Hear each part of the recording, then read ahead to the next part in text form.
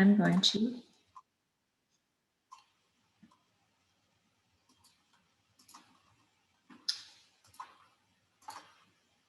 share my screen. Okay, let's see.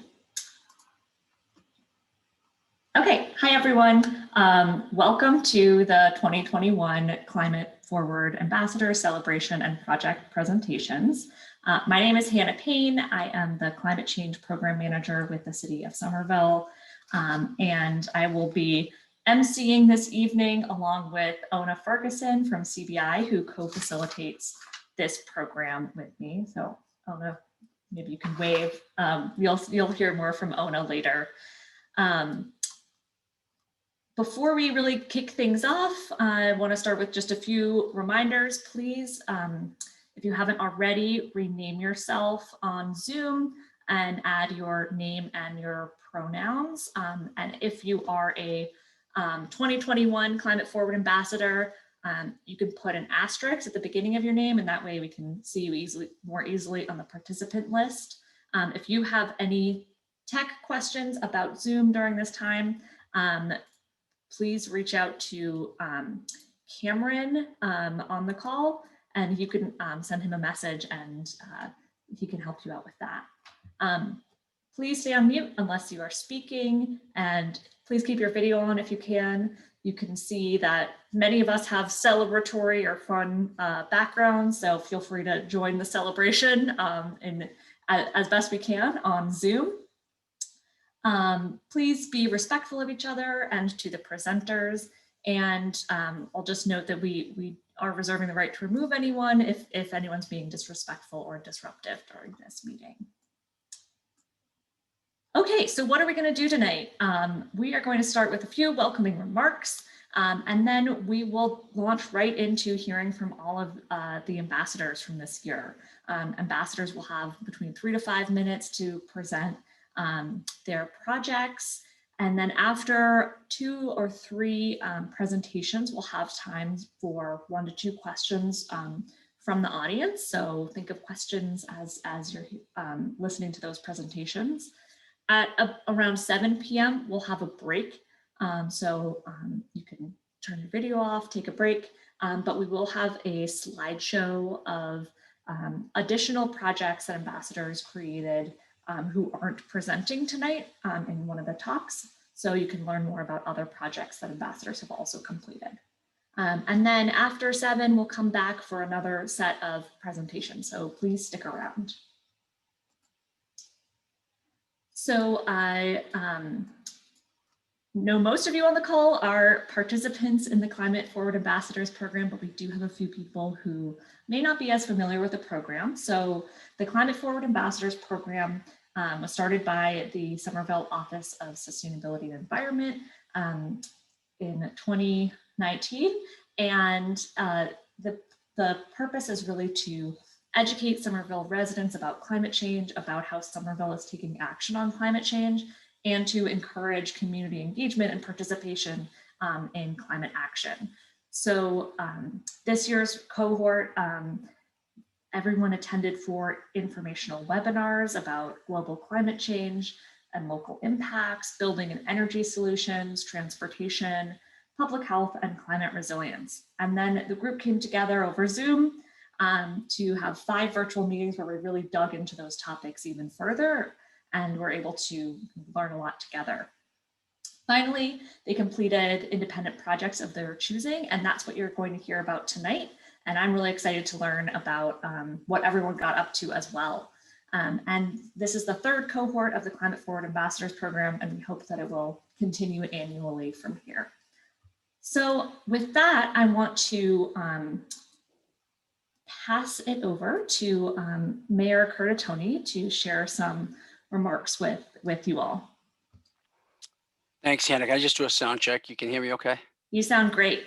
Well, thanks. Thank you. It's good to see so many of you I haven't seen really any of you in over a year.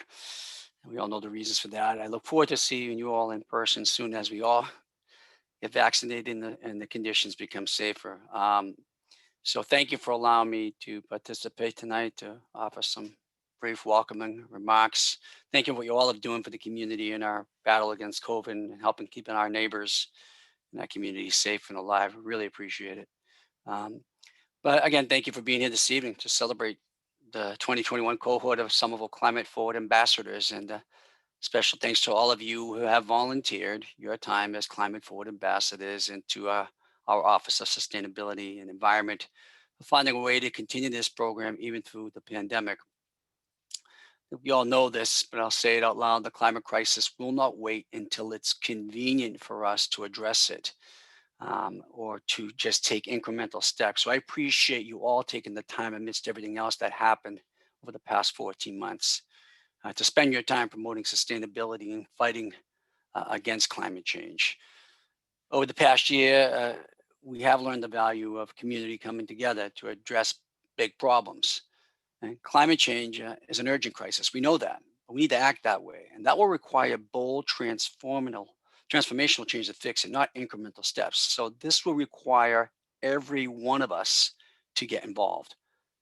Somerville, Massachusetts, and the nation will not be able to achieve carbon neutrality with government action alone. That's not where the leadership lies. It lies at the grassroots community level, at that activism. That is what drives bold change. And while government certainly has a critical role to play, again, we're going to need active community support and action to further reduce climate pollution and, to foster a strong community that is resilient to the unavoidable impacts of climate change. That's why community engagement is such a big focus in Somerville Climate Forward, our climate action plan, and why really your involvement in this program matters. It is important for all of us to understand that the problem of climate change and how we can all need to be part of that solution. The new group of Climate Forward Ambassadors have learned about climate science, policy, and communication, and are equipped with the tools to be more engaged in advancing our climate goals and inspiring and motivating other residents to take action and to get involved. So thanks to your leadership, more members of our community will better understand climate change and the actions they can take to help mitigate its effects. So I really want to say thank you to all of you, and especially our new Climate Forward Ambassadors, for volunteering your time during this especially challenging year plus to learn about climate change and for being part of the solution by developing projects to engage others in Somerville community. It is because of folks like you who are active in the community and folks before you who have done the same that change actually happens. You're all contributing to the goal of building a safer, healthier, more sustainable Somerville. And I can tell you this, honestly, as someone who chairs many regional and large nation coalitions, and here in the metropolitan Boston region has chaired the Metro Mayors Coalition, people look to Somerville as a leader, not just as elected government, but your advocacy, your activism. They look to that example to mobilize and cultivate allies and stakeholders to take on the greatest adaptive challenges and legacy challenges of our time. They use that at the local level to have an impact across the region, across the Commonwealth, and across the nation. So I know you do not underestimate that. Never underestimate the power of that activism. It has driven transformational change here. It is setting the tone and setting the velocity on this important issue. And the Commonwealth and the nation, we know that the worst case scenario of tomorrow in respects to climate change is based on what we do and what we don't do right now. So I really want to say thank you very much for putting into action everything we spell out in a narrative of what our values are. And thanks for letting me be part of this tonight. It's good to see you, Hannah, Honor, so many of you from the community. I look forward to spending some time in person in the very near future. Thank you so much. Thanks for joining us. All right, we're going to just get right into this and start with some presentations. So I'm going to pass it to Ona, who is going to give a little bit more of an overview of the details of what to expect, and especially for the presenters. So Ona, take it away. Thanks. Thank you, Hannah. Thank you, Mayor. So happy to be here with all of you. There is something really powerful even on Zoom of hearing a lot of people's voices, which is what we get to do today. So we're really excited to be here with all of you and do that. We're gonna, before we jump in, just take 1 minute and do a little poll to see who's in our virtual room. let's see kind of what ratio we have of the group.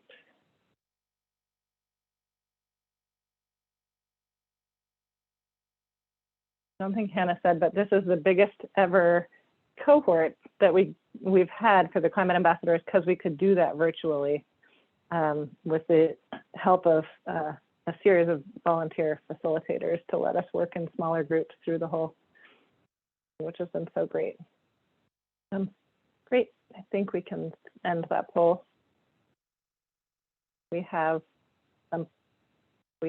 7 people from the previous ambassador programs, 24 from the current, and then some supportive community members and staff. Great. Here's a few things just to keep in mind about how we're going to run this.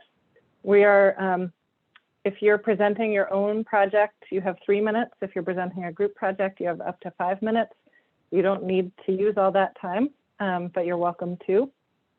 Hannah's going to help keep track of time, so forgive her and Cam and me in advance if we have to kind of move things along. It's just because there are 13 presentations, which is so great, and we want to hear them all. As people present, feel free to share what we have been referring to as warm feedback in the chat. Like if there are things that you like or that are striking, you know, chat it up, let them know. They'll get a chance to read that.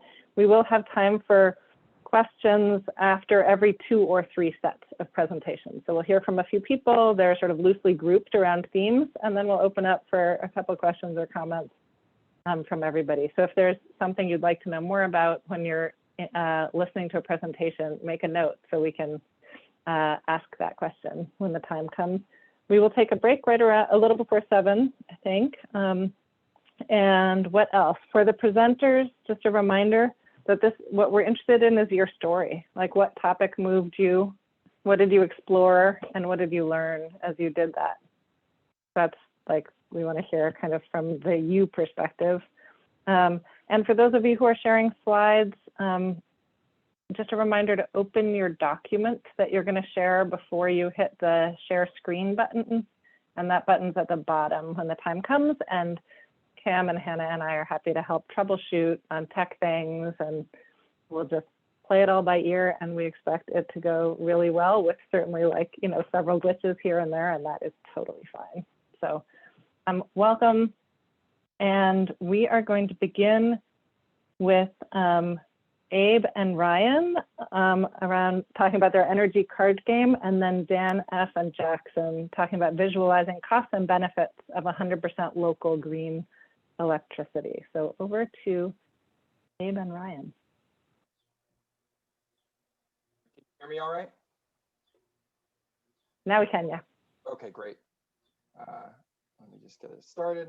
So it's safe to say I've given a lot of presentations in my time, but I've never ever followed up a mayor in a presentation. So let's see how this goes.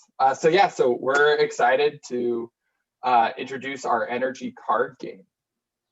Basically, what we'll walk through is some of our inception and inspiration, and why we started this and how we came up with it. Then Ryan will walk a little bit through how it's played. And then we'll go into some of the initial feedback through some of our play testing so far and what we see as next steps. So to get into the inception inspiration, where it really kind of clicked for both of us at first, and both of us weren't really working together initially. We both kind of had the same idea separately. It really came from the En-ROADS activity that we did. We had a lot of fun with that activity, really seeing, you know, what different elements out there can impact climate change. And we saw that a lot of other people were really engaged in that. And it felt like one of those activities where we all kind of had an aha moment, where we kind of got to see what the impacts were around different areas. And so one of the other things that we really recognized here was that, you know, both emissions mitigation as well as adaptation are incredibly important. So we wanted to create a game that was very easy and simple to pick up and learn, that would address climate change and teach you more about climate change, and possibly create that same aha moment for others who are just trying to enjoy and have a fun game. And so, right, this was kind of inspired, both of us play other kinds of board games and card games. And so we were inspired by a few other games as well. So just a quick overview of how it's played before Ryan jumps in, but players need to work together to overcome climate impacts and sources of emissions with technologies and resiliencies through action cards. And basically the way it will work, and Ryan will walk through it, is there's going to be 2 challenges at any time that the players need to overcome together through resilience and mitigation. So Ryan, if you want to take it away. Yeah, thanks, Abe. So we're going to quickly run through a mock round here. So on the table in front of us, we have to deal with both emissions from air transportation and also overcome sea level rise from climate change. So the next slide is sort of what your hand looks like in this scenario. So you're going to have 3 cards. You have something like public trains that are going to help you deal with emissions, and things like green shoreline, smart power grids are going to help you deal with those climate impacts. And on the next slide, so we're going to try to match the symbols to overcome the challenges we see there. So I'm going to play a green shoreline. That's green space that's going to help us meet the green space requirement to overcome sea level rise. So on the next slide, you're then going to draw a new card from either deck of your choice. You're going to have your choice of focusing on mitigation or adaptation. And then next round, Abe is now going to choose a card from his hand. So he's going to put high-speed rail to help deal with air transportation, and that meets that sort of vehicle requirement. So continues on, you might also have innovative technology cards. So click next, Ona is going to play a card that's a price on carbon. So in this case, it's going to make it easier to overcome air transportation by reducing the cost of that. So you click next, I think it's just going to say, makes it easier to overcome that specific challenge.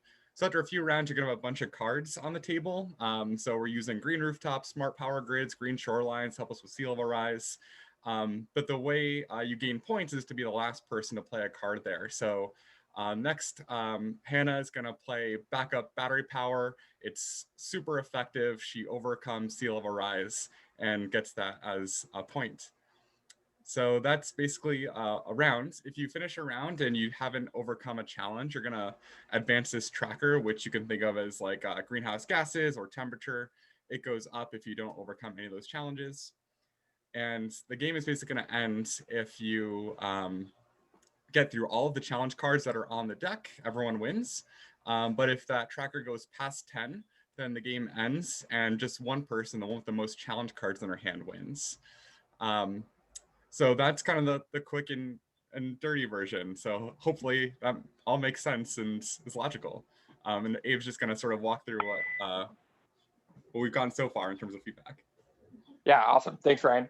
So yeah, so initial play feedback, we've played with our friends a little bit here and there. So, and we got some really good feedback from the group as well. And one of the great pieces of feedback was they thought that we could cater to younger audiences, that this could be a simple game that, you know, they could use in schools to educate about climate change and the impacts of climate change and how we can address those. There's some things that we need to do, like simplify naming and descriptions there. Also the visuals, for this purpose, it was pretty quick. We kind of just pulled images off Google. And so I think there's probably easier ways, and we could probably improve some of the visuals. Also increasing the font size, you might've seen it, but on those different cards that Ryan was showing, there's actually different bits and tidbits of information to kind of help educate you about those different elements. And then last is also just consider adjusting the rules. It was very difficult. Both of us had a very difficult time winning. Neither of us actually beat it. Kind of speaks to the climate crisis right now, but maybe making it a little bit easier. And then also setting a minimum number of players. So what's next? That is so great. We're out of at time. So, okay, great. So just you can say what's next in like a sentence. Yeah, or that's two, it. and we'll It's go. just great. Next is just we're gonna sample it more, and if people are interested in trying the game, just email Ryan and I, and yeah, we'll send over the cards. Wonderful. Thank you so much. Yeah. I know it's going to feel very quick. Let's go to Dan F. and Jackson, also on energy related. Alrighty. Hi, everyone. Yep. You can hear me? Yeah, okay. Yep. Looks perfect. Yeah, so in 2015, moved back to Somerville and moved into an old house that is really hard to keep warm and takes in a lot of energy. And so at that time, I was thinking about ways to, take personal change that would both, move the energy efficiency of my own home forward, as well as help move the system forward.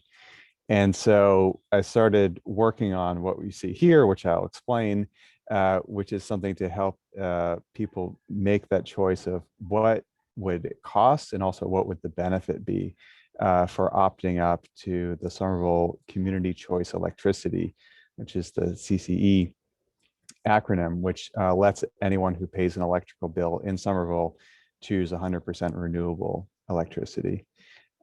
So in the course of this climate ambassador program, started talking with some folks, Jackson, Clausen, and I started thinking about a way to make this calculator more accessible, a little easier to use. Right now, it's just running locally, put it back on the web somewhere, and help educate people who have already thinking about this. Okay, I pay an electrical bill. How can I make the electrons I use come from a renewable source?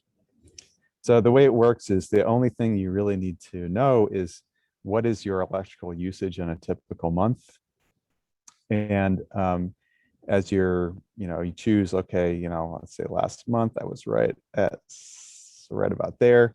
And you can say, okay, what is the, that's a pretty big bill, but what is the difference between opting up to 100% versus the default, which right now, if you haven't made any choice, you're getting an extra 10% of renewables in your electrical mix compared to the rest of Massachusetts. But as well as not just showing the cost of it, but visualizing the benefit in terms of how much CO2 has been avoided from this. So there's a lot in here that I think we can do and make it a little easier to use. You don't need to know that much except for how much your electrical bill is. And I will go up here.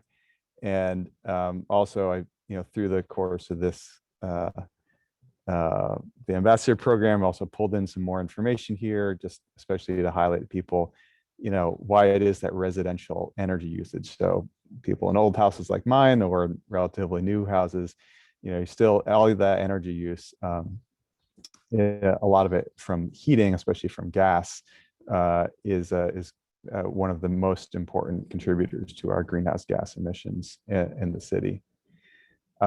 So Jackson and I are continuing to work on this, and we'll have it live somewhere more accessible for other people to use.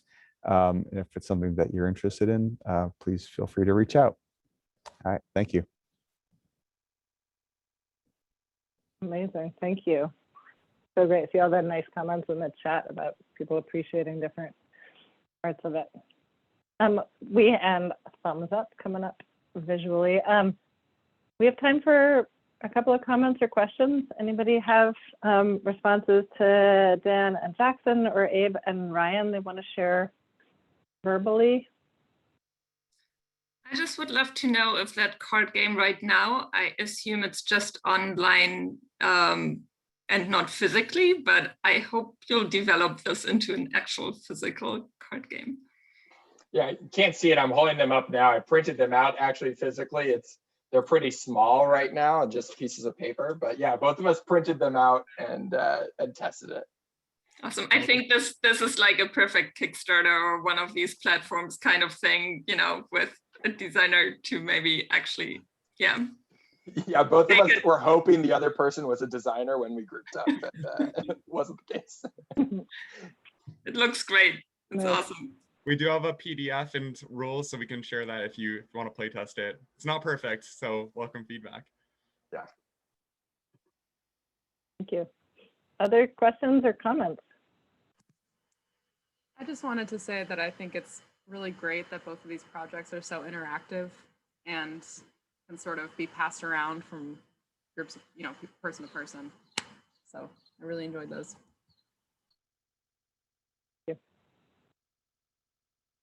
Let's go.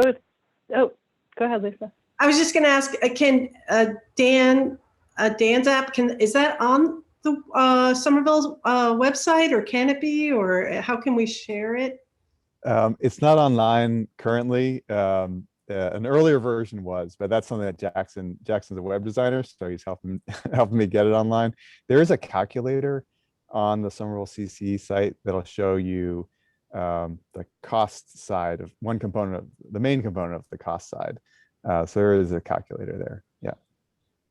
So Oliver is responding in the chat that if you send it to them, they will put it on the CCE right. website. That's a goal. That's a goal for 2021. Thank you. Oliver. Direct action, man. I love it. Thank you. All right. Let's go to, feel free to keep conversations going in the chat as we move forward. Let's go to our second batch of presentations. We're going to hear from Ezra, and then Jonathan and Nalana, and then Brooke W. So Ezra, hello. over to you. All right, can you guys see that? Looks perfect. All right. So hello, my name, for those of you who don't know me, is Ezra Brody. I'm 17 years old. I've lived in Somerville my entire life. And my project was trying to make golf tees from compost. So to begin, the only thing you need to know about me for this is that I absolutely love golf. I've played golf since I was about this young, and I've really gotten into it the past few years. So this kind of what inspired me for this inspired me to do this project. So the first things you need to know are what a golf tee is and the damages of broken golf tees. So a golf tee is pretty much what you see here. It's a stake that holds the ball up, and you use it on the first shot for every hole. And it oftentimes breaks when you swing at it pretty fast with a big metal club. And what happens when it breaks is it snaps, and then people almost always don't use them, so they throw them on the ground. And I'm guilty of this. And so a lot of them are wooden. They don't decompose well, and there's plastic ones that don't decompose at all. And on top of that, they're a real hassle with maintenance equipment. So they break a lot of like lawnmowers, and they're expensive to deal with. So here's a visualization of these were all like kind of stuck in the ground, and this is just one tee box. These are just the ones that were placed in the ground and then broken off. So it's a real problem if you're trying to mow over this. So what was I going to make mine out of? I was going to make it out of compost, but I decided to use bananas. I thought banana peels, more specifically, were very fibrous, and if anything was going to give me that strong, rigid structure, it would be banana peels over something more wet, like a lot of fruits and vegetables. So the plan was to make a mold and a filling, and the first take went about like this. I mashed up a bunch of banana peels and squeezed as much water out as I could. They turned into a brown mush like this, and then I made a mold out of clay. That did not work well at all. So what happened was the tea inside shrunk very considerably and was useless. It was supposed to be about 2 inches, 3 inches long, and it turned into like 2 centimeter chunks. So the next plan was to make a mold with silicone and try another tea, because this mold was unusable again, one-time use, not reliable. So I used silicone and I made this mold, but the tea was moving so slowly in the silicone that after like 24 hours, this is 24 hours afterwards, it moved all the way to the side and was unremovable from the pill bottle that I put the silicone in. So I took 2 saws at it at the bottom to try and be able to push it out. Nothing happened. Then I made a support system to kind of hold the tea in properly. And I'm kind of running out of time, so I'll go a little quicker. It worked. I got a proper mold, which was really exciting, being able to pull that tea out. And then I made another batch of bananas and kind of stuffed the hole, and now it's drying and solidifying. And unfortunately, I sprained my ankle. So I was going to try and get out on the golf course and get a video for you guys of me using it, but I'm not fit to do that. So instead, I'll just have to leave you with this picture of about 5-year-old me swinging way too hard. But I'm hoping to get a video of me using the tee on the golf course in the next few weeks and I'll send it to the Slack so everyone can see, but didn't quite get to it. That is so great. Thank you. Great, inspiring. Tons of people are commenting also on your storytelling. They're very compelling and creative. Thank you. Let's go to Jonathan and Milana next. Yep. Can you all hear me? We can. Awesome. Cool. So hello, everyone. My name is Milana, for those of you that I haven't met yet. I've lived in Somerville for about 2 years, and I love it. It's so great, such a great community. Really excited to get to participate in this program. It's been so fun. And I had the great pleasure of working with John on this project, which focused on how to properly recycle. I say properly because while most people think that any plastic bottle or glass jar, metal can be recycled, most of us in this group at least probably know that this is far from the truth. And, there are proper ways of recycling to make sure that the product that you are recycling actually ends up being recycled. And I've always found it really frustrating seeing people on the street drinking from a plastic iced coffee cup and immediately throwing their cup into the recycling bin without rinsing it out first, usually even with ice cubes and coffee still inside, or seeing greasy pizza boxes or styrofoam takeout containers also thrown into the recycling bin. And personally, my roommates, I have 3 of them. I have known them for 7 years. I've repeatedly told them what can and can't be recycled, tried to prompt them to rinse their recyclables out before throwing them into the bin, to no avail. Was super excited when we moved to Somerville because they have a great printout with graphics and instructions on what can and can't be recycled through their curbside program. I literally taped this above my recycling bin in my house with the hopes that my roommates would read that and, be a little bit more conscious before they just throw things into the bin. Unfortunately, it didn't work. They still threw dirty napkins, empty meat containers like saran wrap and other plastic bags and things into the recycling bin and didn't rinse things out. So I would have to stick my arm in there and dig it all out before it goes to the curb.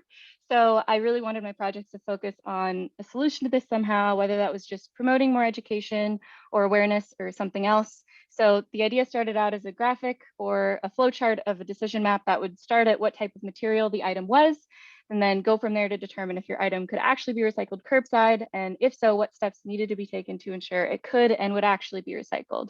So John took this vision a step further with his coding experience. So we were able to create a website that embodies this whole idea, but actually gives the user the chance to follow this decision step by step. So you can see what different criteria allow an item to be recycled. And then another element that we ended up throwing into this was to try and provide alternative solutions and methods of recycling for items not curbside recyclable through City of Somerville's program. They have a really awesome thing on their website called the Waste Wizard. And while this was really helpful to know what you can and can't put in your blue bin, it didn't really provide any alternative methods or other resources for items that were deemed for the trash. So we also tried to provide information to divert items from going into a landfill. So the website is up and running, and John will take you through a live demo in a bit. We do have larger aspirations for this project beyond this group, and we hope we can continue to build this out into a useful tool for friends and family and neighbors. So any feedback you have as to how to make this more user-friendly or informative, we would love to hear. So with that, I'll give it over to John. Yeah, thank you, Milana. So can people see my browser? Someone? Okay. Yeah, we can.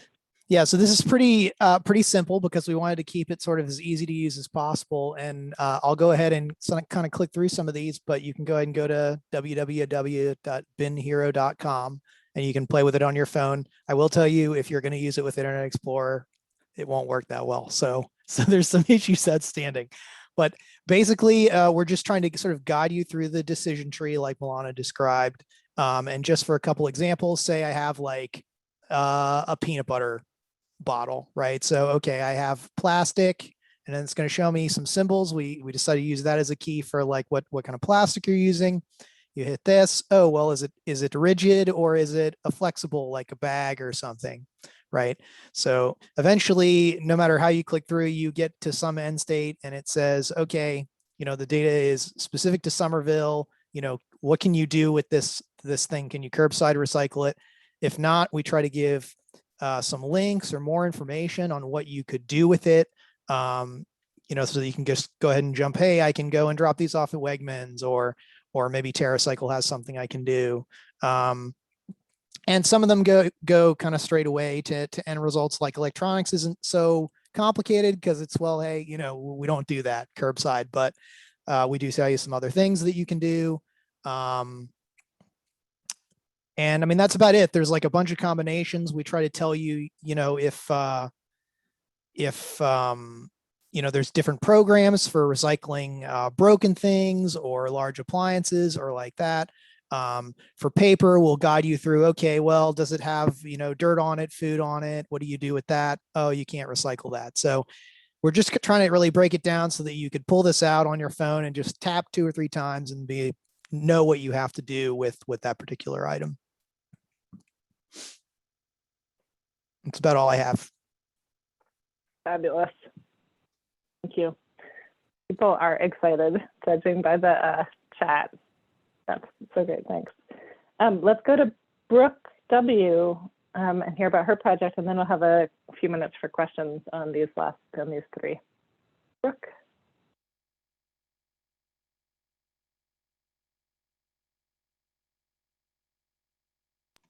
Okay. Hi, everyone. Can you see my screen? Okay. Okay. We can. Yeah. I went on more of a personal challenge for my project. And I think it was really inspired by like noticing all the extra packaging and like takeout containers that people had to use because of the COVID restrictions. Just got me thinking about like how much packaging really things like use. For example, like your bag of chips is like 2 times bigger than it has to be. And I just like see that as waste. So I sort of like went on a personal challenge to try and reduce packaging waste in my home. So I started just by like rummaging around the house and seeing like what plastic bottles I had and how I could maybe like stop replacing those and just reuse them instead. So I kind of split this project into like 2 categories. First was in my household. I feel like a lot of people use dish soap, cleaning sprays, and hand soap. And I actually found this really awesome website called Blue Land that will send you like tablets or powders that you can use instead of like buying a new bottle of soap. You can just take your tablet, drop it in a bottle you already have, and then dissolve it in some water. And I can verify that they still smell really good. They still get sudsy. I got a lavender scent and a lemon scent. And the packages the tablets come in are also compostable. So it's really very little packaging. The dish soap, I was a little like iffy on if it was going to work or not. I put it in this like salt shaker because it's kind of powdery. So again, just reusing some packaging, but it still does a really good job cleaning the dishes. So if anyone wants to try out this website, I thought it was great. And then the other like space was toiletries. So I found these like shampoo and conditioner bars, which I didn't really even know about at Cambridge Naturals. And I found online somewhere that like 1 bar is equal to like 5 bottles of liquid conditioner. So you could really save a lot of packaging using one of these bars instead. Bar soap is pretty straightforward, but I wanted to share this kind of cool sample I found at the farmer's market. It's actually a mushroom soap. It doesn't smell like much, but it was really exfoliating. And then the last thing I wanted to share was this lotion bar that actually a friend had been making on her own. It smells delicious and the lotion still works really well. It just like melts when you put it on your skin. And then I added a few links down here. So I can probably share this guide since there's links to all of these things, but I just wanted to share what I found and tried and hopefully inspire others to try and transform their household as well. Thank you. That is awesome. I love when the screen goes away and everybody is like getting excited.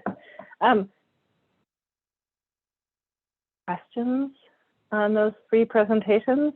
So Ezra's, John and Milana's, and Brooks. Questions, comments? You have a few moments.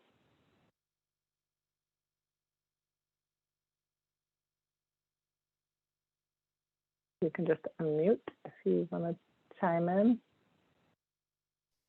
I have a question. Hi, Maria.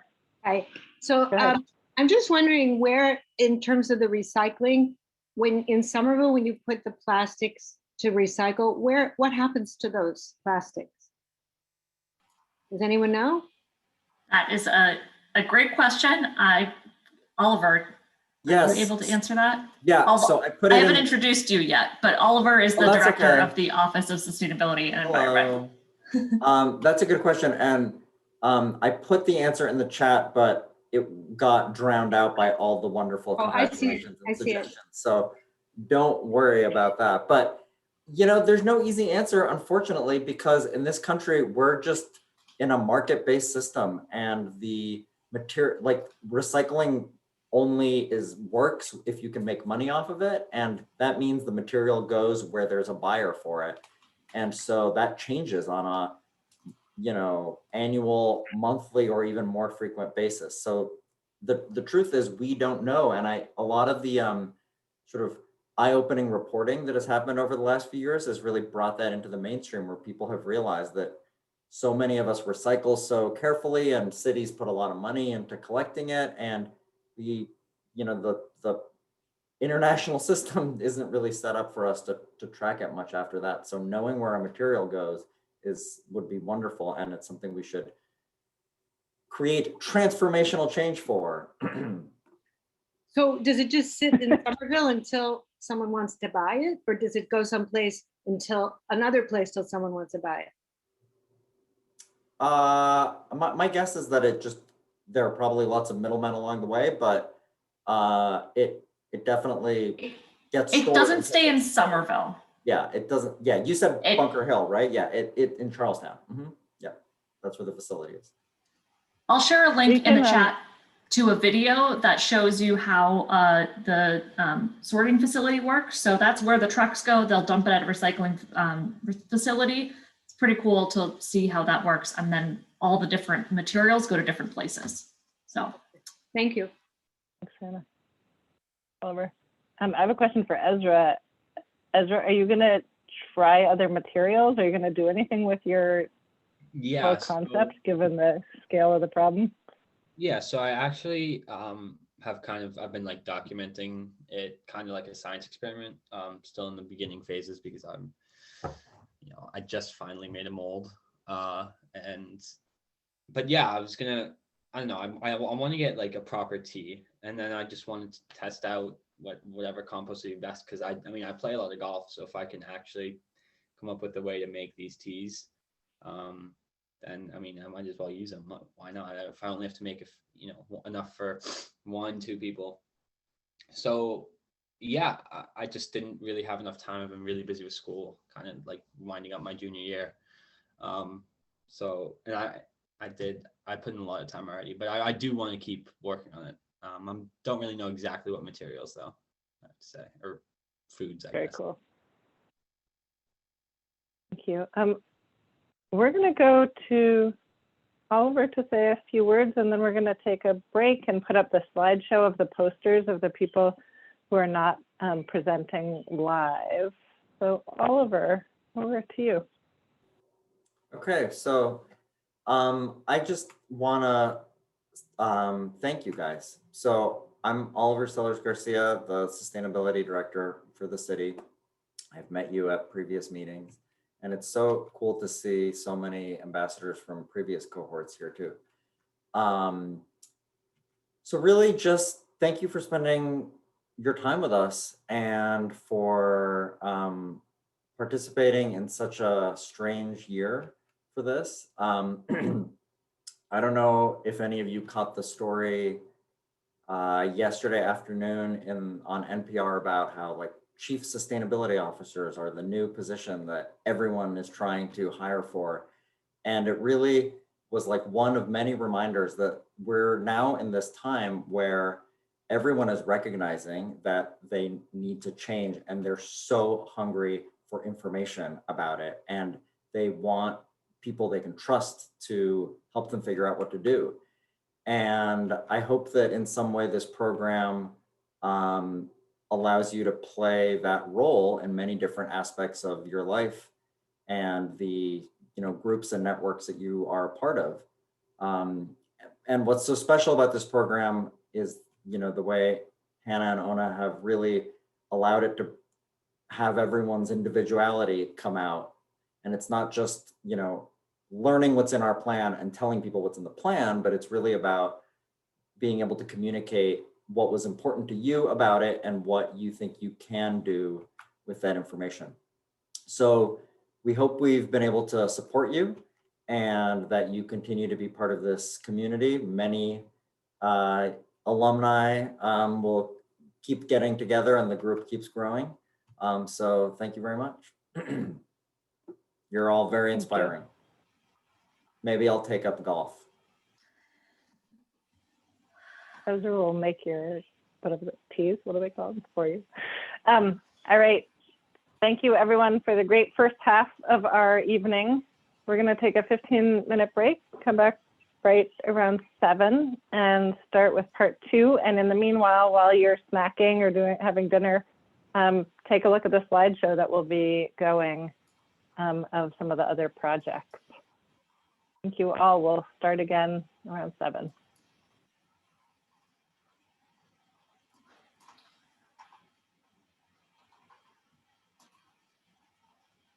Give me one moment while I figure out how to both share my screen and play some music at the same time.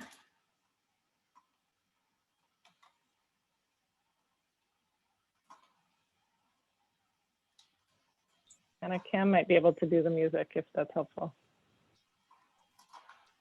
You might not be able to share at the same time. Hannah, if you just press the option to share your computer audio at the same time. Yeah.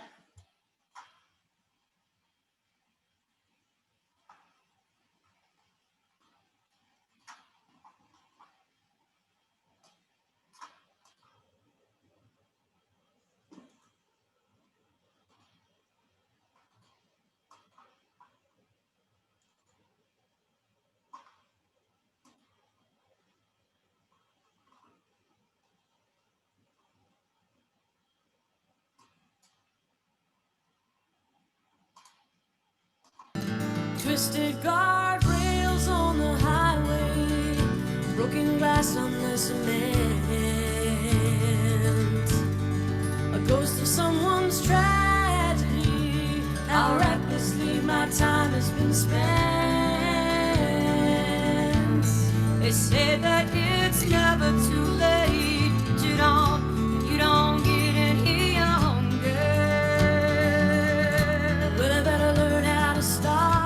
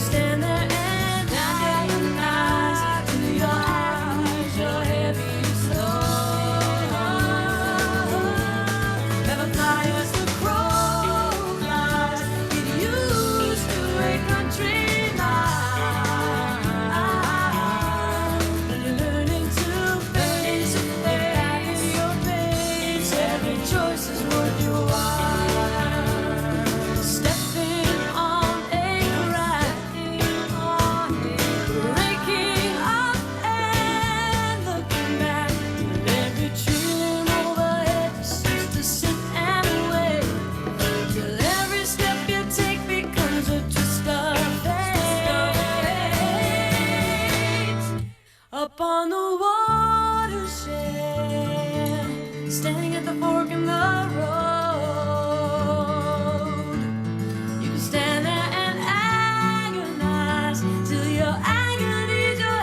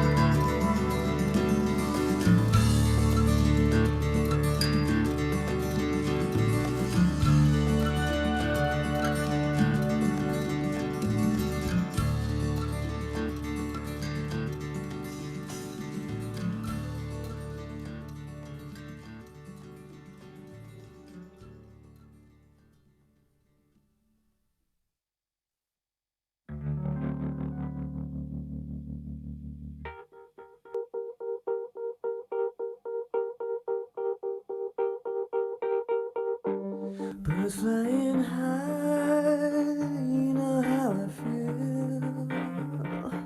Sun in the sky, you know how I feel. Breeze drifting on by, you know how I feel.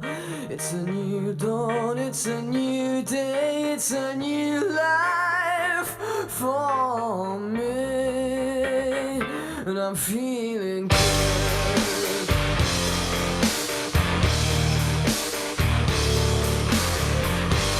Fish in the sea, you know how I feel. River running free, you know how I feel. Blossom in the trees, you know how I feel. It's a new dawn, it's a new day, it's a new life for me, and I'm feeling good.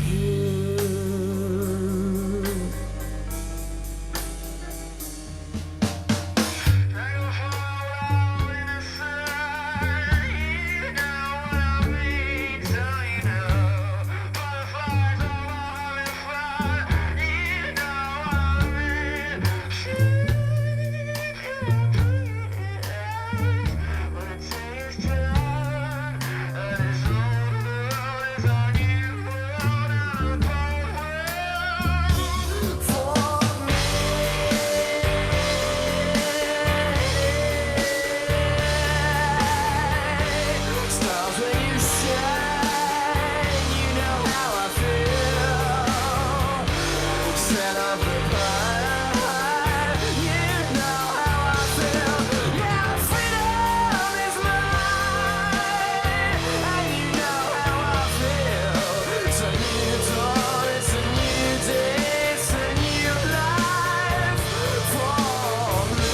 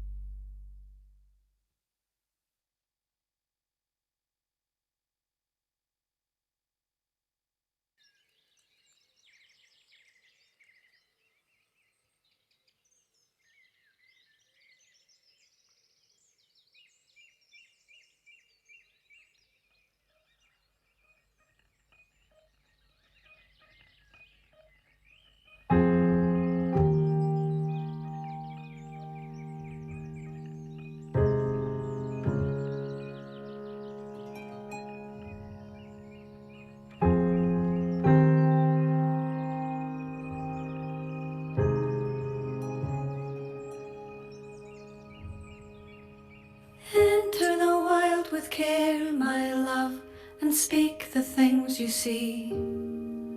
Let new names take and root and thrive and grow. And even as you travel far from heather, crag and river, So as folks are returning from their break, you're coming back to your computer, you can turn your video on so you can see who's with us, and hope you've been enjoying reading about the other projects. I know this one in particular is making me hungry for dinner. I haven't had dinner yet, but these look good. And as a vegetarian, I'm gonna just steal some of these recipes from Jessica. let new names take and root and thrive and grow. And even as you journey on past dying stars exploding like the gilded one in flight, leave your little gifts of light in the dead of night, my darling, find the gleaming eye of starling, like the little aviator, sing your heart to old dark matter. So I'm going to stop sharing my screen and we can all come back together. Get ready for the next round of presentations. Hope everyone grabbed a snack or something to drink. Thank you again for being here on a computer on this beautiful day.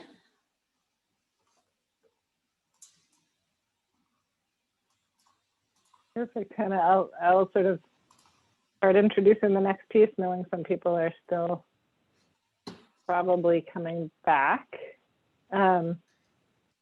Next up is going to be Alexa, and then Annagret and Megan on fast fashion and then composting. I feel like by the end of these presentations, we will have like circled the globe and all the activities within it. Great. Alexa, are you ready? You are muted. Yes, sorry, I was just having some sound issues. I couldn't hear you guys, but I think I have it all figured out now. Okay, but we're good. All right, so let me share my screen. Get this in presenter mode.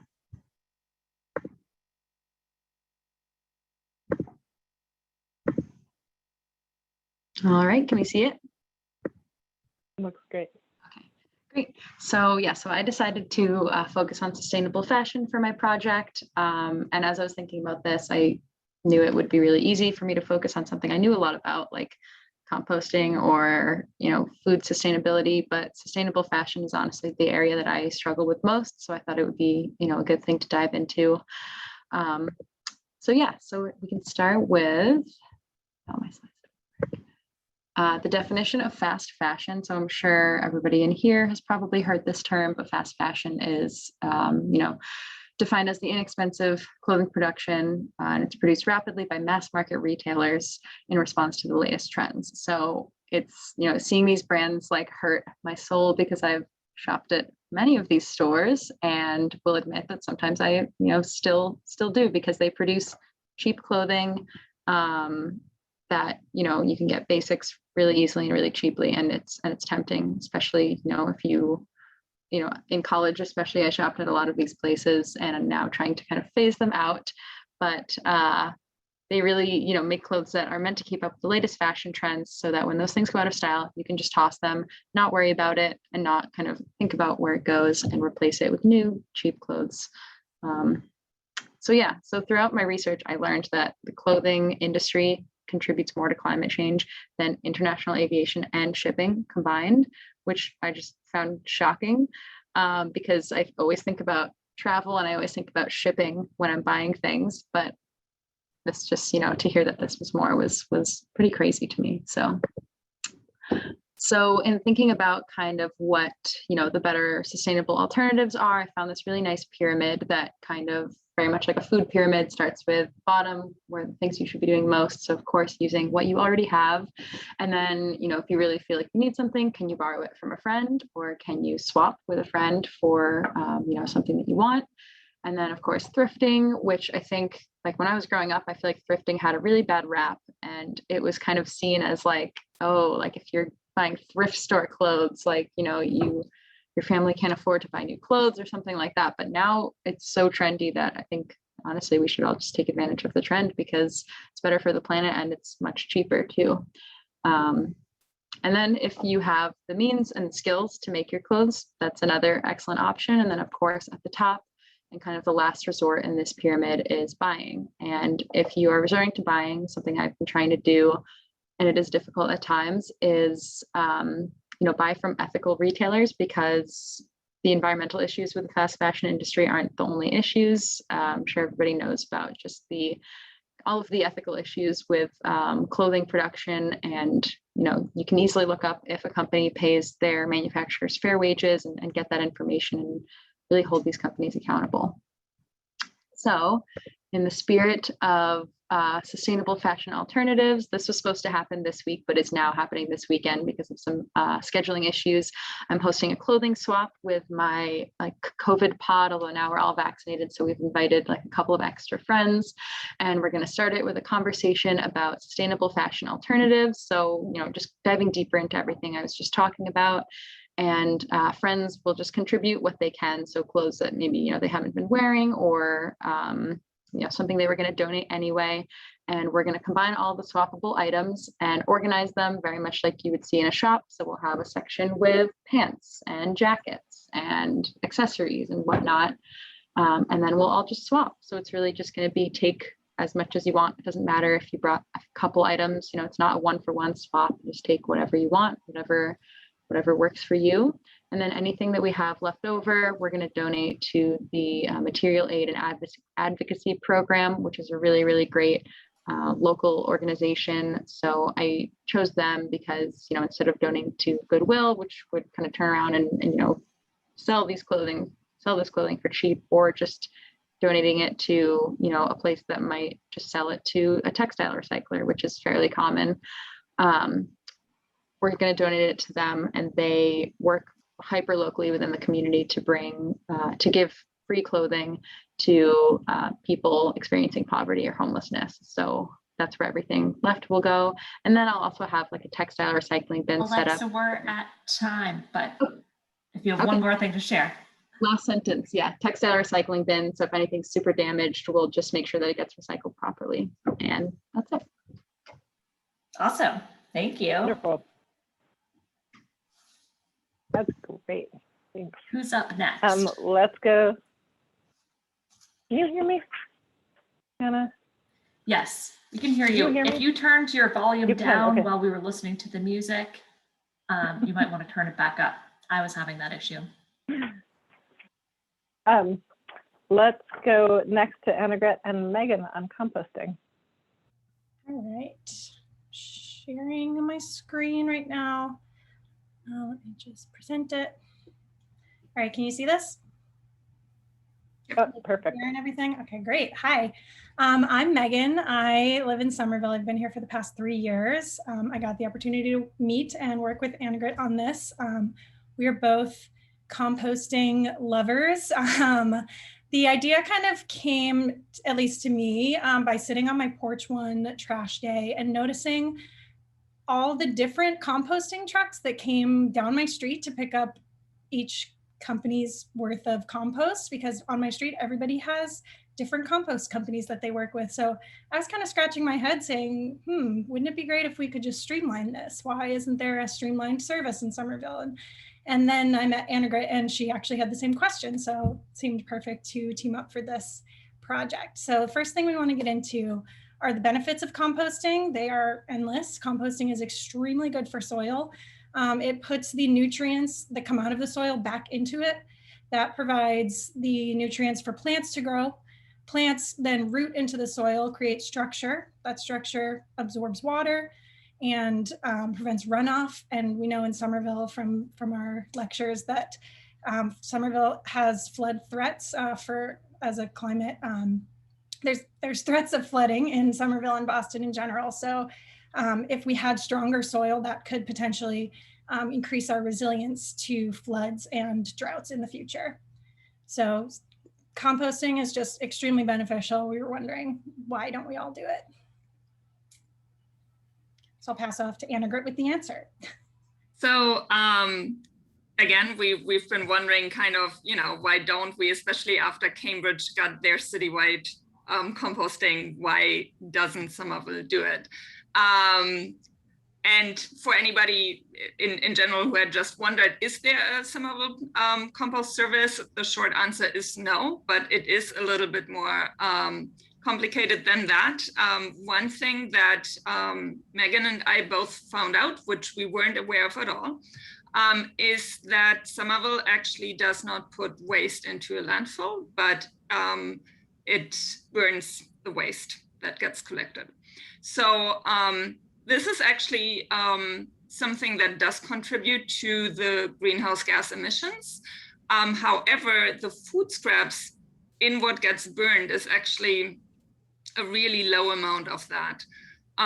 So the organic waste accounts for only 1% of Somerville's waste emissions. And if you take all of Somerville's emissions, then it's only 0.0003%. So this is partly where the city so far has decided that out of the angle of emissions and climate change, it's not really the highest priority to have a system for all residents to just have city-wide composting. However, Somerville is monitoring viable alternatives for food waste. And you can actually read more. The Somerville Climate Forward Plan does have a section on composting in their section on waste, which I think is part 7 of the Somerville Climate Forward Plan. And then, Megan, if you want to go to the next slide. We also wanted, as Megan said, like there's so many different companies. We just wanted to give everybody an overview of which companies are out there, which is Garbage to Garden, Black Earth Compost, Bootstrap Compost, City Compost, which is not City of Somerville, but City Compost. Then one can also purchase a backyard tumbler from the City of Somerville. Or if you want to go the volunteer route, you can go to the Somerville Community Growing Center on Vinyl Ave and become a volunteer. You can't just bring your compost there. You do need to be a volunteer in order to do that. And a COVID thing. I think typically it was intake by the community, but I think right now they're just limiting the amount of people in the garden. So. And finally, I'll give it over to Megan again.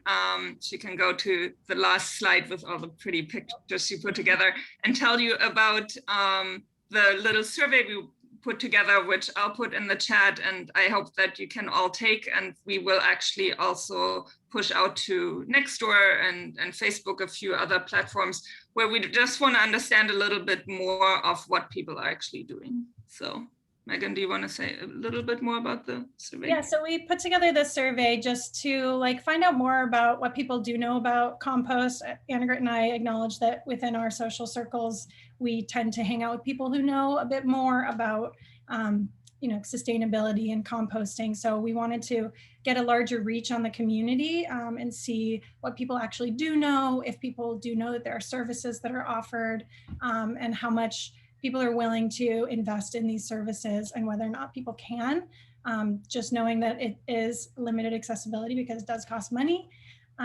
So we wanted to kind of get some data points just to see what Somerville, what the true lay of the land is in terms of composting. So we're hoping to find some interesting results, and we will plan to share them if you guys are interested. And also our little presentation is linked at the end of the survey. So whoever takes it gets a little bit of education around composting as well. That's great, thank you.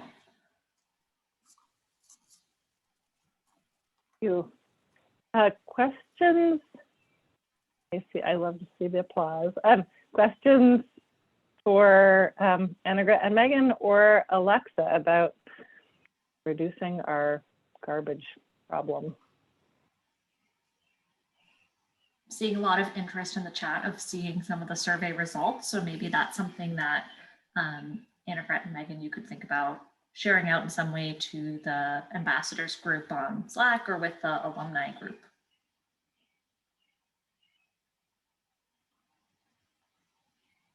Also, everyone's coming to the clothing swap, so I hope your house is really huge, Alexa.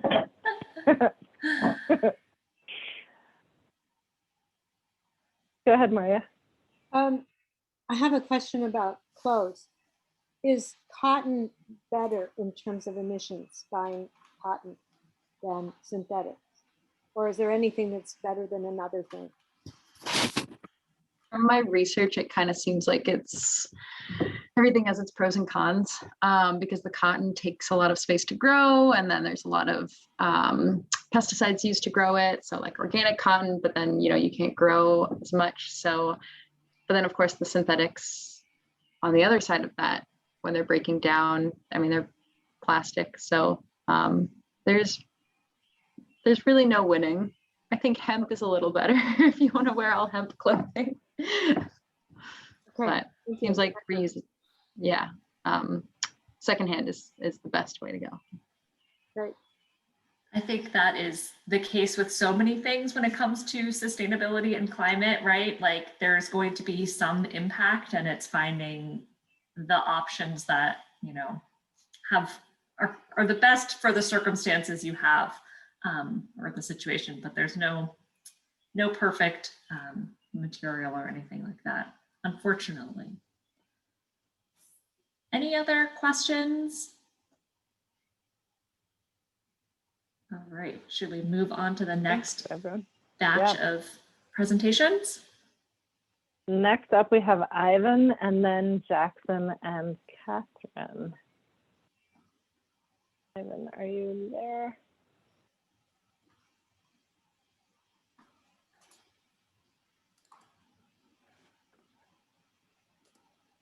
Can you see my slides? Yep, looks yes, good. Looks great. Good. So for me, this is both a personal project as well as a form of advocacy for urban environmental initiatives. I moved into this house in 2020 in October. So I have been always interested in what are the effects of spaces on us, either indoors or outdoors. So I think the spaces, they could have either a positive or a negative impact. So I would like to create something that has a positive green effect on my neighbors. And I hope that it will be so beautiful that my neighbors will imitate this space, and eventually another neighbor will imitate my neighbor and do something. So in this process, I would like to cut off this part of the garden and the driveway where I would like to park, and then the rest of the park, the driveway, I would like to transform it into a garden and as well into a patio. So I was struck that I just knew that before building the driveway, there were a lot of trees. So they cut the trees in order to build a driveway, which is pretty sad. So I would like to go back. So I started preparing the soil, and so that was part of my work. So you can see where I am in the process. I would like to bring nature back because nature was here before us, before we built houses and even before us. So that's why I would like to bring nature back. Here before it was swimming pool. So I get rid of the swimming pool and I'm planting raised beds. And eventually I would like to put a chicken cops. And so, but this is, you know, a long process. In the future, the idea is creating a place for human, wild animals, and nature to live together in harmony. So I'm trying to create a sanctuary for wildlife, considering systems and creating a harmony between you know, all the elements all together. And eventually, I'm going in this direction. So it looks like the house and the driveway and the backyard, it will looks like a little bit like this. So this will be the raised beds. In this part of the house, which is right next to the raised beds. So this will be a wild place that I won't touch because I would like to leave it to create something like this. So I would like to create a insect hotel, a bat house, a butterfly house, a bee house. And so that will be that part of the house untouchable. so I don't want to intervene. And I would like to create a circle of systems where integrated with this.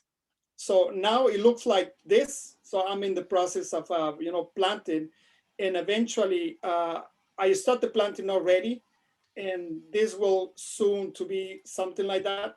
So I'm only using native plants, and I would like to attract wildlife animals.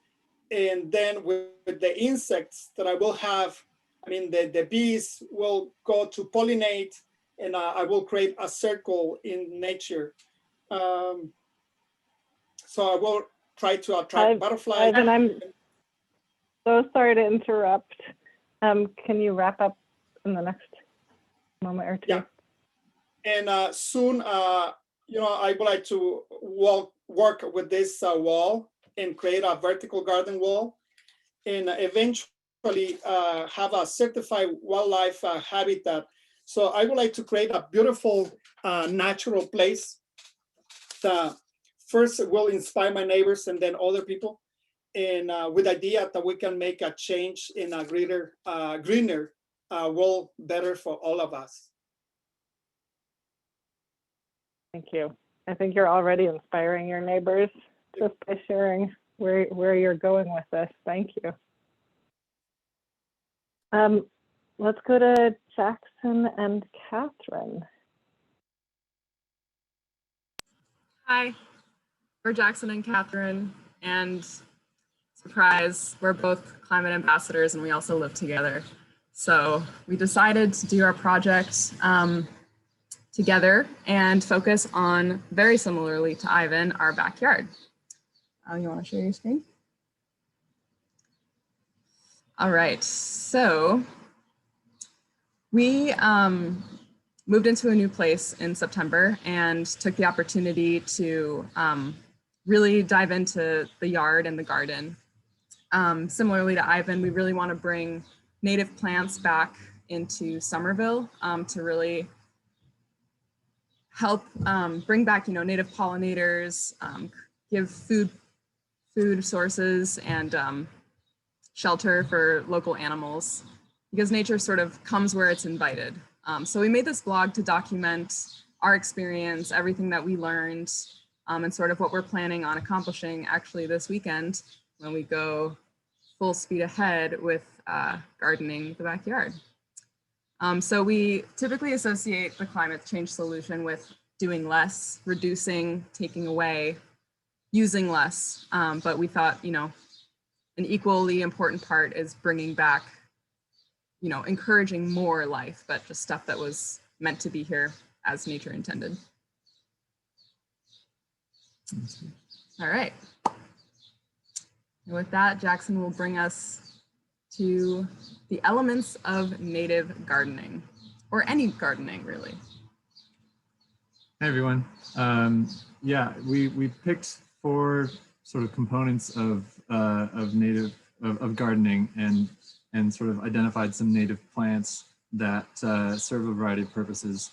And those categories that we picked are ground covers, flowers in general, vines, and then bushes, shrubs, and trees. So just talking about ground covers first for a bit. In doing this research, we're also trying to sort of improve our lawn, and discovered how resource intensive a lawn can be in terms of how much water it consumes, and we're looking for sort of an eco-friendly and native solution. And a great option is using clover and mixing that with grass seed, and they kind of balance each other out and inhibit weeds. They're drought resistant. They can survive light foot traffic. Bearberry plant is another great native ground cover to this area. And talking about flowers for a minute, a big part of planting native plants, a big benefit is encouraging pollinators, especially bees.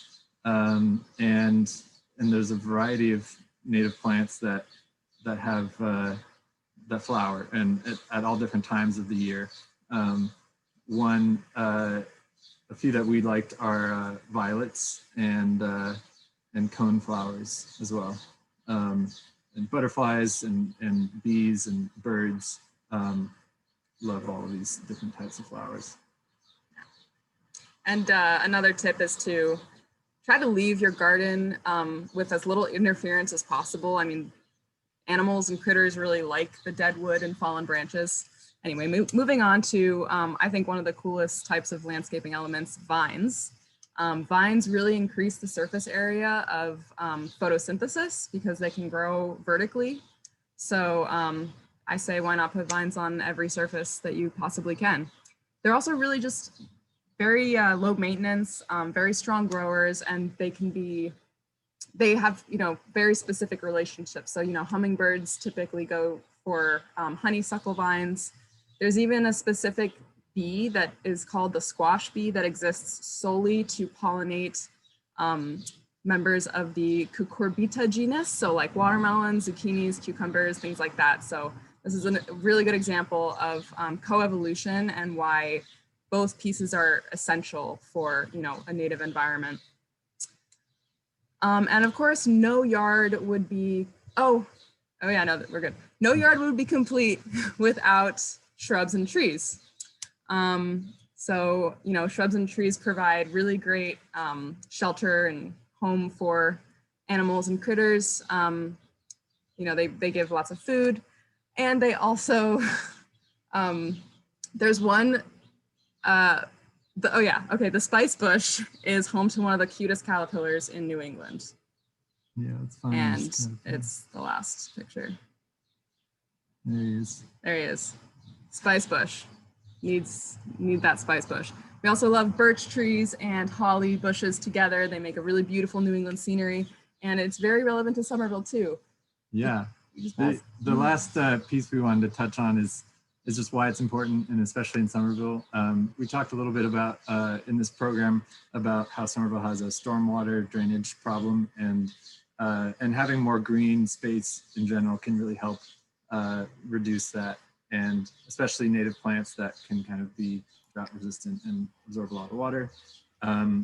There's a couple things that Somerville's already doing to support native plants and green spaces. The new 2019 zoning code has a minimum requirement for the amount of green space on a residential house, residential property, and there's kind of a rating system to that.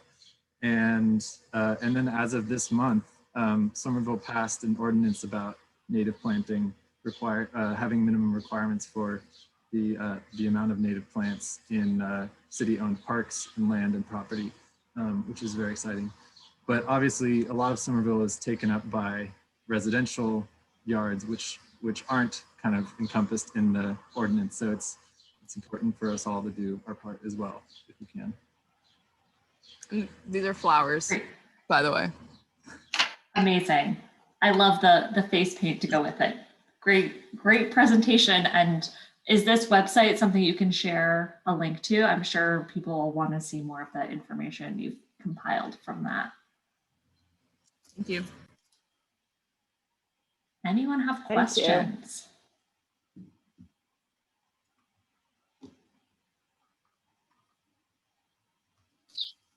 I'm envisioning like the climate ambassadors, like coaching support, where teams of people who know about different things come to your house and, drink lemonade and tell you what to do with your garden, or help you depave. Like we all go over to Ivan's house and help give him some labor to help make his vision a reality. It has become quite an obsession. It looks awesome. I have a question. Hey. You can hear me. Yeah, go ahead, Ryan. Yeah, so I think this is for all of you. Where are you getting your native plants from? Are they in Somerville? You going elsewhere? We got really lucky, and the property that we live in had an amazing gardener who lived here before us, and we sort of let the whole yard kind of run wild since September. So it's not, very much time, but it had been, I think, the whole summer. Anyway, there's a lot of native plants already. that we just want to maybe plant a few more. And there's actually a really cool app called Picture This that we've been using to identify all of our plants. It's a very cool app, would recommend. I use the same app. You use it? Yes. We have the same ideas, Ivan. Yeah, that's great. I don't have a yard right now, just a porch, but hoping to cover it in natives wherever I can. So yeah. And we're on Somerville Plant Exchange too. So if anyone wants to get a few clippings, hit me up. For me, I use as well Native Plant Trust in Framingham.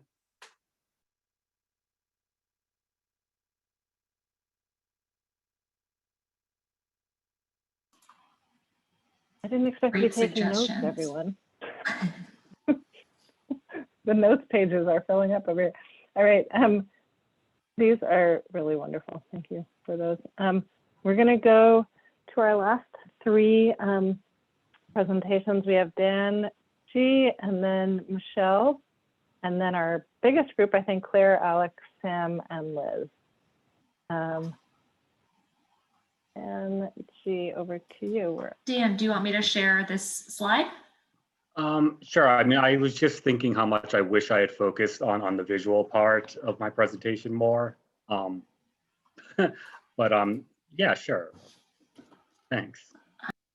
So yeah, I'll get started. On the Somerville community bike path right down the street from me, you have a number of dispensers of little plastic baggies to, for picking up dog waste. Well, it's a great idea for keeping the bike path and the city as a whole free from piles of dog poop. Is it really keeping Somerville clean? Maybe. It's not keeping Somerville green, though. For a few years now, our city's had a ban on single-use plastic bags. We implemented this ban because we understand and acknowledge the long-term effects of single-use plastics, and we've accepted the responsibility of mitigating climate change. I often look at things like the plastic bag dispensers and say to myself, we have a better alternatives. BioBag and other companies make safe and compostable bags, and I use them in my home. So I want to do some research on alternatives and how to implement them. I entertained different ideas like doing a change.org petition, lobbying local officials, and started a social media page. But my research had its ups and downs. For one thing, it's really surprising how inconclusive a lot of the information is on sustainable bags. Mainly because, of course, compostable and biodegradable materials don't necessarily break down if they're not in the right conditions. I emailed the director of operations at Somerville DPW and laid out my concerns as well as some ideas. And I was happy to hear back from them, pretty positive and encouraging reply. The city has in fact considered alternatives to the bags, but it was no surprise to me that the main obstacle is cost. The bags currently used cost a little less than 0.01 cents per bag. He told me that, if I knew of other alternatives, ones I've maybe worked with before, to let them know. And I say that to everyone here, email the DPW if you do have what you think is an economically sustainable alternative. And figuring out how to accomplish things like this and how to affect change is not easy. But one thing is clear and universally true, which is that spreading awareness is important. And there's so many examples of social and economic changes happening right now simply because people are paying attention and becoming aware. I mean, for example, just look how popular and mainstream the conversation about Medicare for all has become. And it was only 5-6 years ago that a viable presidential candidate brought it into the national conversation. I mean, at that point in time, most Americans didn't know that every single industrialized country has some form of universal health coverage, except the richest one, us. And it's pretty difficult to rationalize our current healthcare system once you know that. And look at the change in the conversation about America's support for the government of Israel. Look at the conversation was changed about police funding. And this is all because we've injected the truth into the conversation. And yeah, the truth does have a left-wing bias. I said earlier that the biggest obstacle, to replace the dog waste bags was the cost. I mean, I'm sure people here, some people here know that the government subsidizes the fossil fuel company to the tune of about $649 billion a year. A lot of that is indirect subsidies through tax breaks and other things that they disproportionately benefit from. But a good 20 billion of it is literally given directly to them from our tax dollars. I mean, oil. And I don't want to interrupt, but if you could just make your last comment because we're out of time. I am. All right. As oil and coal are not naturally cheaper than solar and wind. We decide to make them cheaper. So remember that anytime you hear someone talk about the free market, it is up to us. Thank you. And thanks for looking into that and engaging with the city. That's great. Let's go to Michelle on black swallowwort. Thank you, Ona. Can you hear me? Okay. Yep. Fantastic. So first of all, it's just been such an honor and a privilege to be a part of this Somerville Climate Forward Ambassadors program. And it's been so great to learn from and with the 2021 Somerville Climate Forward Ambassadors. I'm going to do a quick transition to a slide and then back from the slide during my presentation. So just bear with me. I ask for your forgiveness in advance. The monarch butterfly population is being decimated by deforestation. The population of butterflies, monarch butterflies that winter in Mexico decreased by 53% in 1 year between the winters of 2018-2019 and 2019-2020. In the 1980s, literally millions of butterflies, monarch butterflies, wintered in California's coastal groves. But in 2019, we counted only 30,000 monarchs. Here in Somerville, there is another threat that is imperiling these important pollinators, and that is invasive black swallowwort.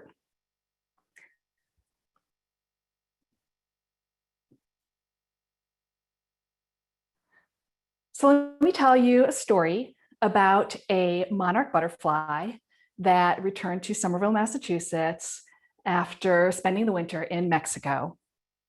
After her long journey, it was time for her to lay her eggs. Now, monarch butterfly caterpillars only eat milkweed. So in order for her caterpillar babies to survive, she needs to lay her eggs on milkweed plants. Unfortunately, monarch butterflies can't tell the difference between milkweed and a related plant, the invasive black swallowwort. And that invasive black swallowwort is rampant in Somerville. When the monarch lays her eggs on the black swallowwort plants and the caterpillars hatch from those eggs, they starve to death. They have nothing to eat.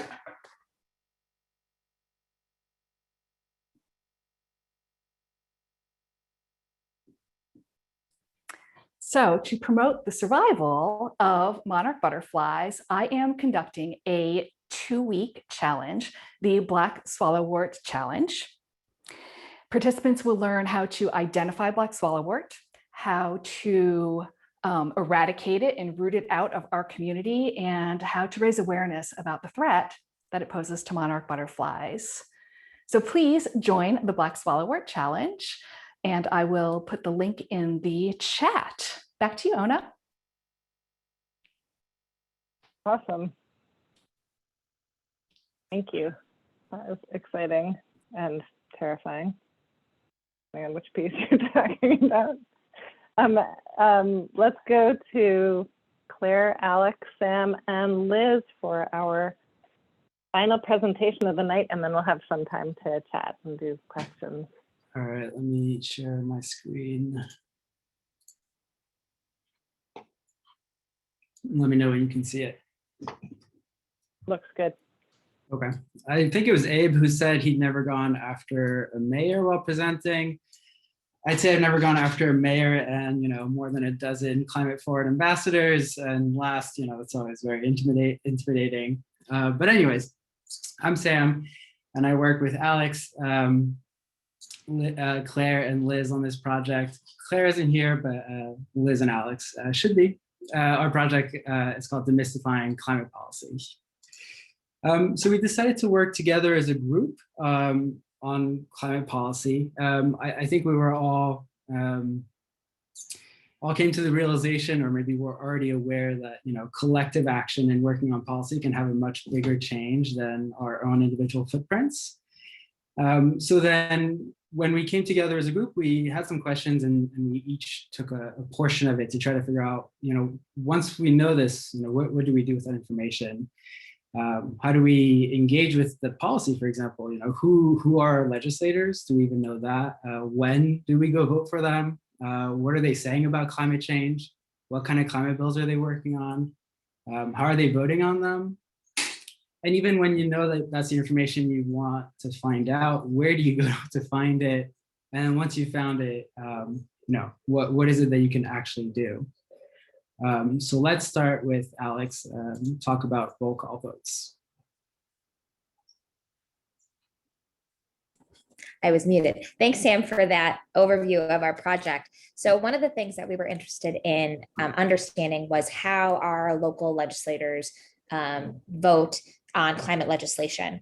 This can be expanded we've to related legislation such as general environment or environmental justice, thinking about ways that climate change kind of touches a lot of different sectors. But we specifically focused on kind of tallying up roll call votes from climate legislation over the past several years.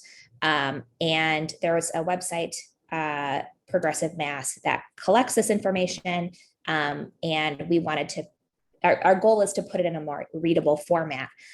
So here I'm just showing that over the past couple of years, local Somerville representatives and senators have voted yes 100% of the time on climate legislation as it rolls through the legislature. One of the things that we noticed, though, is that this doesn't necessarily always fall in line with the Progressive Party position.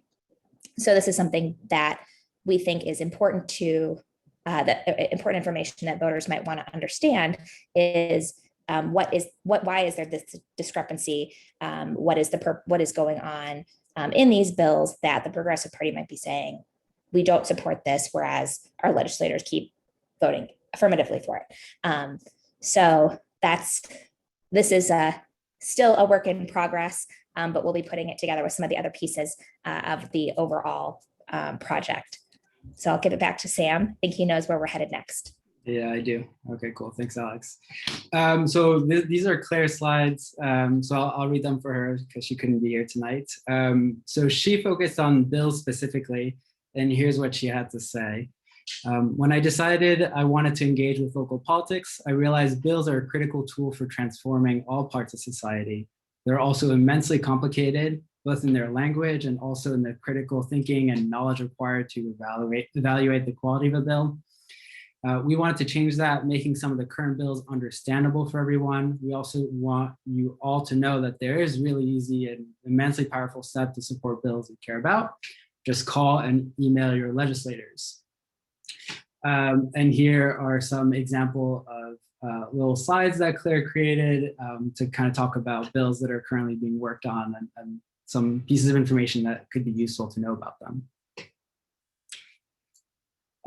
So next, this is my piece. I wanted to focus on social media. The reason for doing that is I remember during the last elections, maybe a day before, maybe the day of, I won't say, when I went to go vote and I wanted to figure out information on the people I was voting for. Just finding information is so frustrating, whether it's an article online and you hit a paywall, and so you can't read it, or finding the various surveys or interviews that various groups have done to trying to find the piece of relevant information that might matter to you and lead you to vote one way or another. So with that information, I decided that one way, and I know this isn't the only way of getting some information, is looking at these legislators' social media accounts. I focused on Twitter for this one specifically. And so I wrote a little bit of code to go through these legislators' recent Twitter history and see if they've talked about the climate, about global warming, whatever it might be, different keywords, and also about these bills that Claire was focusing on. And one thing that I found that was kind of interesting, for example, if you just look at Erica Eiderhoven, you know, of her most 200 recent tweets, only 1% was about the climate or about one of these bills. And she's the sponsor of one of these bills. So what this led me, you know, what this left me with, I guess, is that even people who are very strong advocates of the climate might not be talking about it a lot on social media. And I think that's an important piece because that is where a lot of people are. And I think we should engage them to talk about it more. And so I will move on to the next slide. Liz, are you still here? I wasn't sure. I was muted. Can you hear me? Yes, cool. Okay, cool. This is my slide. So for me, my first thought about climate change when I was thinking about the project was I just graduated recently and moved to Somerville, and I knew nothing about elections or how they worked. And so I was thinking for people who can't commit that much time to climate change but who still want to take an action, the best thing they can do is vote and do informed voting. So for me, I didn't even know where to start. Like, I knew you vote for the president and the vice president, and a lot of my friends in chemistry, that's what we did. We talked about voting, we would vote, but we had no idea like the other levels of voting. And so I wanted to look into that and kind of make a concise section of this is who you're voting for, and then with the others, their stances on climate change, they can be able to say this representative supports this bill towards climate change, so all right, good, I can vote for them, and that's not that much time for me. And so I found out we have our president and vice president, and then for our state level we have the Congress. So we have the House of Representatives and the House of the Senate, which I mean we all kind of know about, but then we also have that, like we have that for the the federal government, but we also have it for the state government, which I thought was interesting. And then we have local, we have the mayor, city council, councilor at large, councilor, and school communities. And so for our House of Representatives, it represents like 40,000 people, which I thought was kind of crazy. And so, yeah, and then I didn't want to put, there are actually really great resources. I think it's like ballotsomething.com where you can put in your address and it shows you who your elected legislators are, which I thought was a really nice resource. And so I thought, yeah, that was very helpful. And I know we're at time, but we have one last thing, Hannah. Great. Ballotpedia, thank you. Alex, I'll let you finish it up. Great. So ultimately what we wanted to do was be able to communicate this information. And we thought the best way to do that was through social media. So we created this Instagram account to not just be for this project, but to be a platform for advertising all of our projects and future climate ambassador projects. And so, we're starting it off with our pieces of our project here. And as you can see in our little schematic, you could follow us at Climate Forward Ambassadors, but we're hoping that in the next Climate Ambassador cohort, somebody is interested in taking this off too. So we're really excited to kind of have this platform now for all of these cool projects, and people in the community can, start easily accessing these resources. So thank you. Yeah, thank you. Thank you. Thanks. Great job, Wonderful. everyone. I think those were all of our presentations. That's right. So questions and comments about for Dan, Michelle, or the last policy team, responses to any of that. So greening up Somerville on the pet waste, black swallowwort, and policy. I had a question on the butterfly section. So you said that a lot were nesting in California. How many typically nest here in Somerville or Massachusetts? Like, how much are we impacted here? Oh, so butterflies have this fantastic, thank you for the question, great question. They have the monarch butterflies have this fantastic migration life cycle where they can't survive in the cold winters in the northern, like in New England where we are, but they live several years. I want to say they live 3 years. So they actually fly hundreds of miles to winter in these wintering locations that they return to every year. And there are two primary ones. One is coastal California and the other is in Mexico. So you won't see them in the winter here, but they do come back, but their babies are threatened by black swallowwort.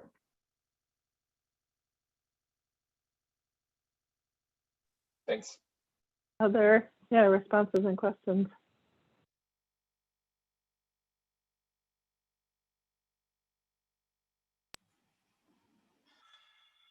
So I'll just point out that Michelle shared the link in the chat for the Facebook challenge. So anyone who's interested should check that out. And I can also share, there's some info on the city website too about black swallowwort. So maybe that's linked in your challenge, Michelle, but I can put that in too. So if you're interested in learning. And we are for sure going to send, I think we set up before, but we'll send all these links after. We'll save the chat and pull out these key resources to share. It was very inspiring. I'm happy to be all of your neighbor. I have a question for the last group, unless someone else has a question. I'm curious if any of you tried calling your state reps or federal reps and what that experience was like, if it was easy to get through, anything like that. Tips for other people who might want to try. I don't know if Alex or Liz have. I haven't. I think Claire did. It sounded like she was very, she called the local reps at least or emailed them. Sorry, there's a very busy road here by me. But I think Claire did. Yeah, it seemed like Claire was kind of the spokesperson for getting involved by calling your local representatives. She seemed to have a pretty strong relationship with one of them, at least from what she was describing to us.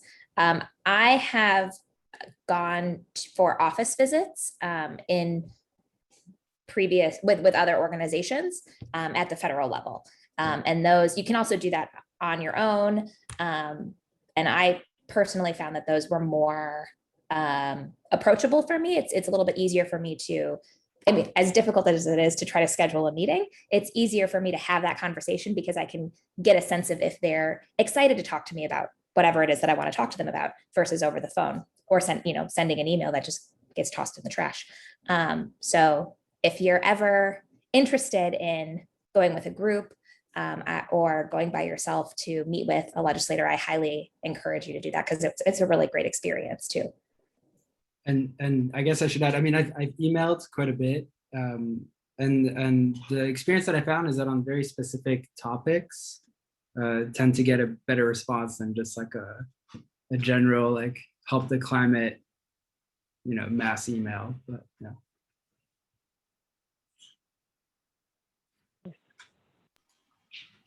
Any other reflections? You can pick up those last three or across the 12 presentations we heard, plus the, 5 or 7 or 8 ones that we saw on the slideshow.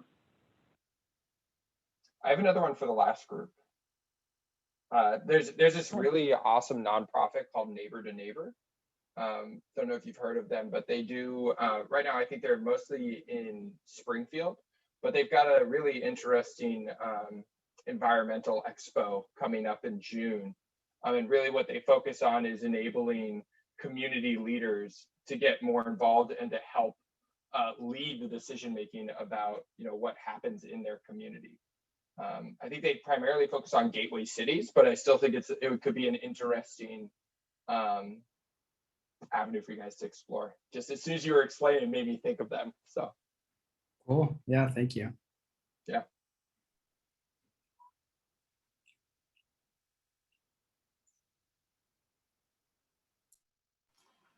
Maria, I see your hand is up. Yeah, I just want to say that I think our legislators right now want to hear from us, that they're sort of done with a certain amount of business that took all the they're kind of, I think this is a really good time to reach to them. And I talked to Erica Uterhoven yesterday, and I just told her I was at an event with her, and I said I wanted to call her and set up a time, and she said, "Oh, please do." So, you know, I think that especially the state legislators want to hear from us, and if they don't have time, sometimes they will have their staff meet with you, and the staff can do a lot. And I think it is good to kind of plan out what you want to talk about, like what the legislation is that you care about. And anyway, yeah.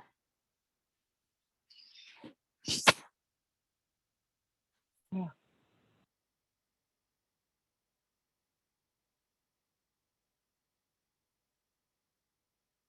I think we're winding down. Final comments you can put in chat. If anybody else wants to speak up, you're welcome. I just put a couple. Oh yeah. Go ahead, Dan.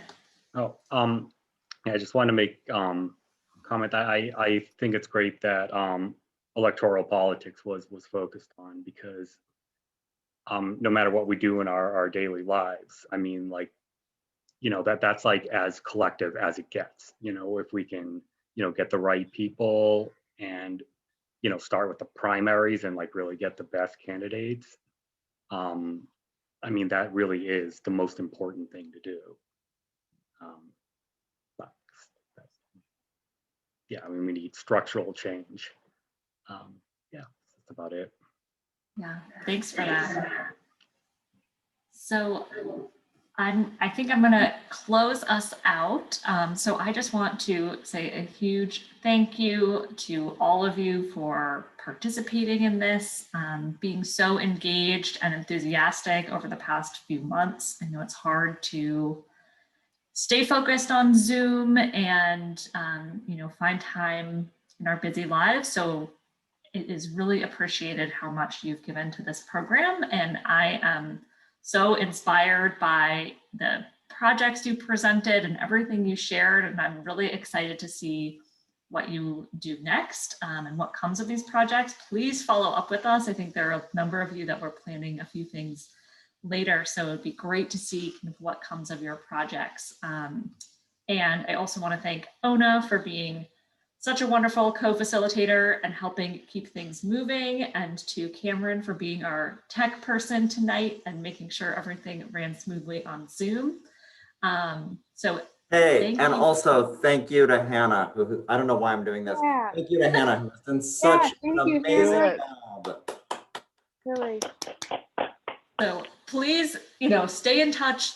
I hope, you know, that you feel more connected to each other and find ways to connect outside of this Zoom screen, and don't be a stranger to us in the city either. You know, we're here to work for Somerville residents, and that's you. So please get involved and stay engaged. Ona, is there anything you want to say before we all sign off?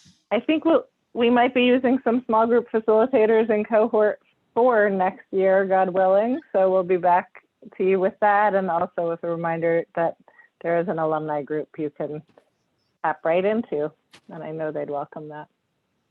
Thank you all. This was great. Happy summer. Thank you. Bye, everyone. Summer. Thank you. Bye. Bye, everyone. Bye. Bye.